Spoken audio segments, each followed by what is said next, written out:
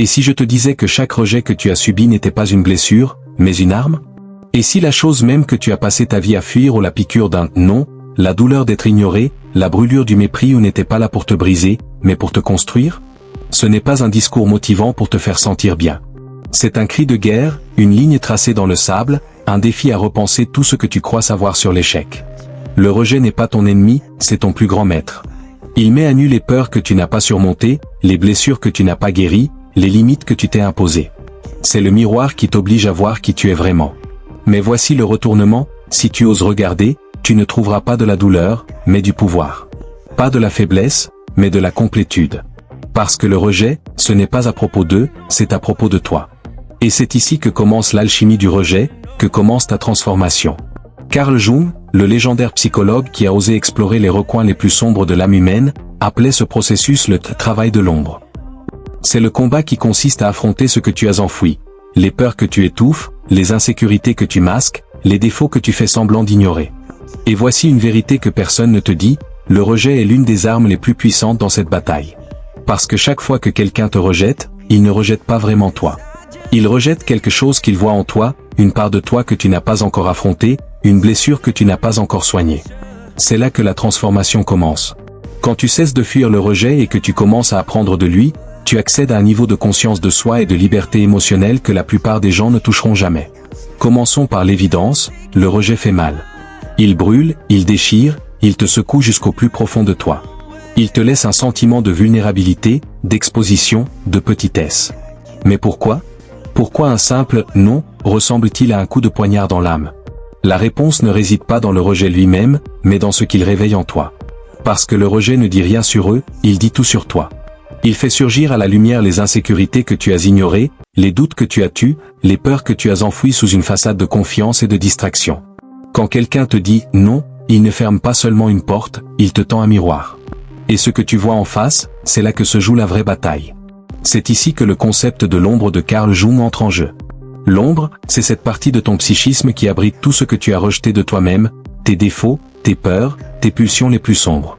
Quand quelqu'un te rejette, il braque involontairement une lumière sur ton ombre. Il te montre les parts de toi que tu as eu trop peur d'affronter. C'est pourquoi ça fait si mal.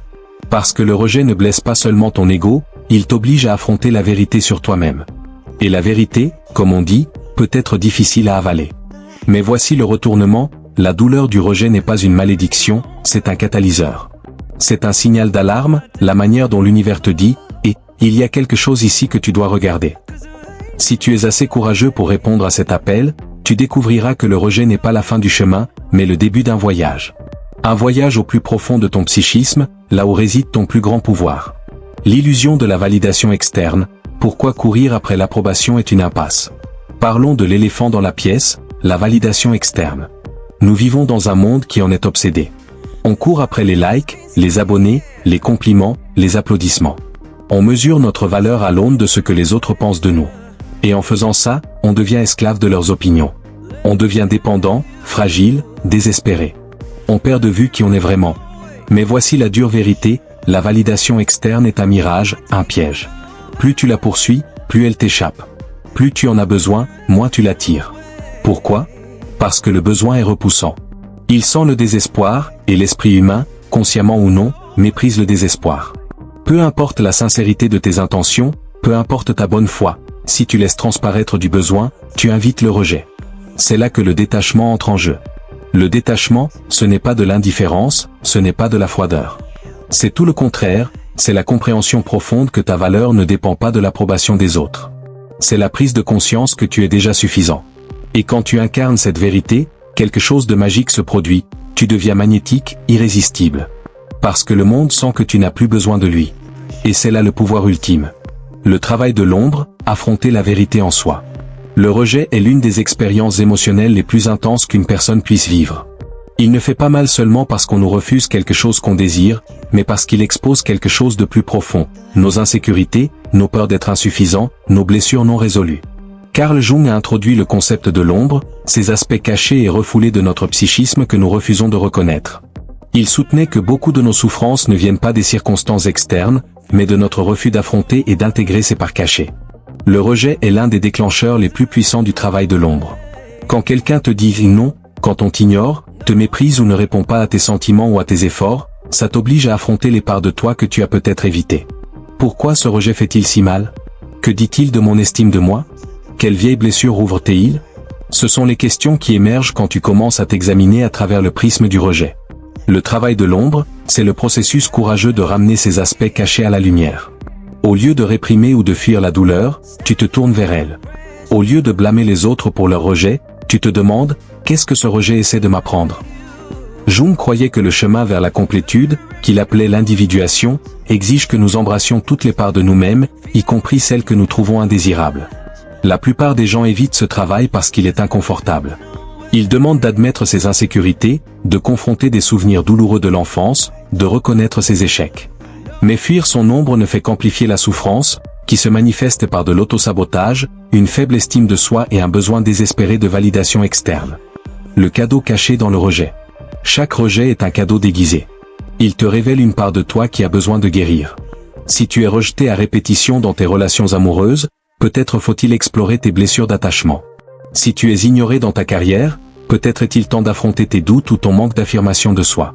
Jung soulignait que confronter son ombre est la clé de la croissance psychologique. Une fois que tu commences à intégrer ton ombre, le rejet perd son pouvoir sur toi.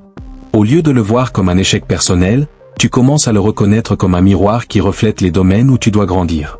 Dès que tu cesses de voir le rejet comme une attaque personnelle et que tu commences à le voir comme une invitation à la découverte de soi, tu reprends ton pouvoir.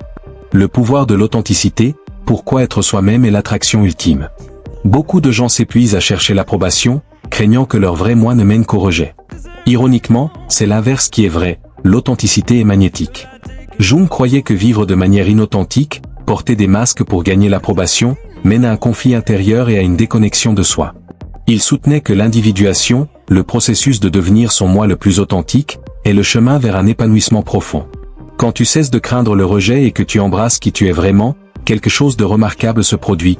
Tu ne cherches plus la validation auprès de ceux qui ne te valorisent pas. Tu attires les gens qui résonnent avec ton moi authentique.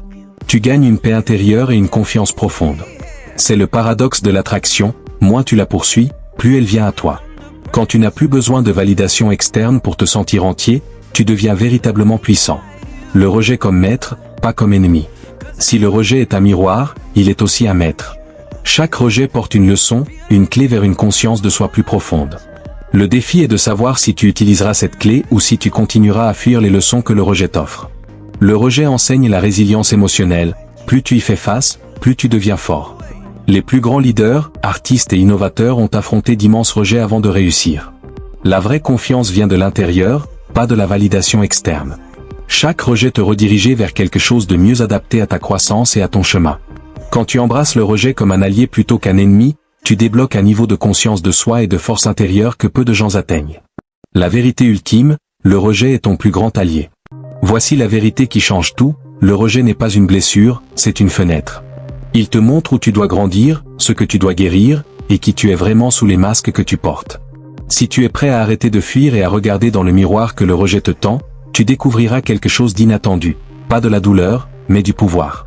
Pas de la faiblesse, mais de la complétude. Parce que, au fond, le rejet n'a jamais été à propos d'eux. Il a toujours été à propos de toi. Et quand tu réalises cela, tu ne craindras plus jamais le rejet. Tu l'embrasseras, tu apprendras de lui, et tu l'utiliseras comme un outil pour devenir la meilleure version de toi-même. C'est l'alchimie du rejet. C'est le voyage de devenir. Et ça commence par un choix simple, arrêter de fuir le rejet et commencer à apprendre de lui. Parce que le seul rejet qui peut vraiment te faire mal, c'est le rejet de toi-même. Et une fois que tu cesses de te rejeter, le monde cessera de te rejeter aussi. Le rejet n'est pas la fin de ton histoire, c'est le début de ta transformation. C'est le feu qui consume les illusions, la tempête qui déracine les fausses identités, le miroir qui t'oblige à te voir tel que tu es, brut, authentique, réel. Tu as deux choix, continuer à fuir, à t'anesthésier, à prétendre que le rejet ne fait pas mal, ou te tenir dans le feu et le laisser te forger en quelque chose de plus fort. Tu peux l'utiliser, tu peux le maîtriser. Parce que la vérité, c'est que le rejet n'a jamais été à propos d'eux.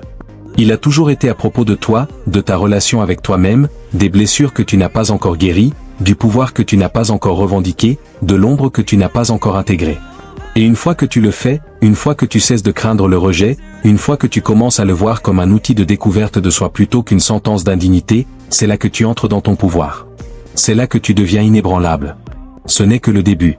Parce qu'au-delà du rejet, il y a quelque chose d'encore plus puissant, la vraie liberté. Celle qui vient quand tu cesses de chercher l'approbation, quand tu te libères du besoin d'être choisi, quand tu réalises que tu es déjà entier. C'est là que nous allons. Parce que si le rejet est le catalyseur, ce qui vient après est encore plus grand. Il est temps de faire le prochain pas. Il est temps d'entrer dans la version la plus complète, la plus authentique de toi-même. Es-tu prêt? Si ce message t'a touché, s'il t'a défié, éveillé quelque chose en toi ou changé ta perspective, ne t'arrête pas là. Abonne-toi, aime cette vidéo et rejoins-moi dans ce voyage de transformation profonde. Parce que ce n'est que le début, et ce qui vient ensuite t'emmènera encore plus loin. Grandissons, évoluons et découvrons la vérité ensemble.